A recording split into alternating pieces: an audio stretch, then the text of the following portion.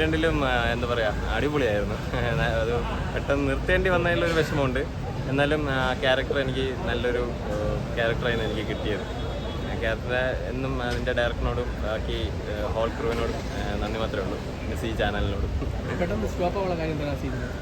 Stop ആവേണ്ട കാരണം correct എനിക്ക് അറിയത്തില്ല. കുറച്ച് എന്തോ ഇഷ്യൂസ് ഉണ്ടായിരുന്നു. അങ്ങനെ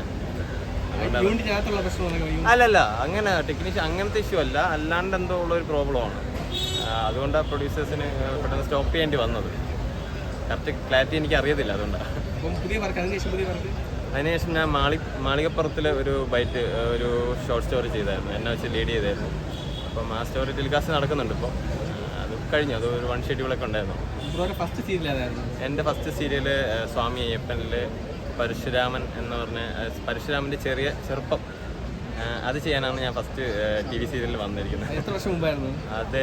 2019 നവംബർ 1 കേരളപ്പിറവി ദിവസം പരശുരാമൻ്റെ വേഷം കെട്ടി ഫസ്റ്റ് ഞാൻ ക്യാമറയുടെ ഫ്രണ്ടിൽ വരുന്ന അന്നാണ്.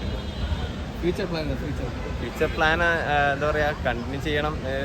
പുതിയ പ്രോജക്ട്സ് വന്നാൽ നോക്കാം. ഇല്ലെങ്കിൽ എനിക്ക് എൻ്റെ പ്രൊഫഷനിലേക്ക് തിരിച്ച് പോകാനുള്ളൊരു പ്രഷറും ഉണ്ട്. ഞാൻ നേഴ്സാണ്. അപ്പോൾ അതിലോട്ട് പോകാനൊരു പ്രഷറുണ്ട് ബാക്കി ഫാമിലി സൈഡിൽ നിന്നൊക്കെ. നമുക്ക് വർക്കുണ്ടെങ്കിൽ കുഴപ്പമില്ല, അങ്ങനെ പോകുന്നു.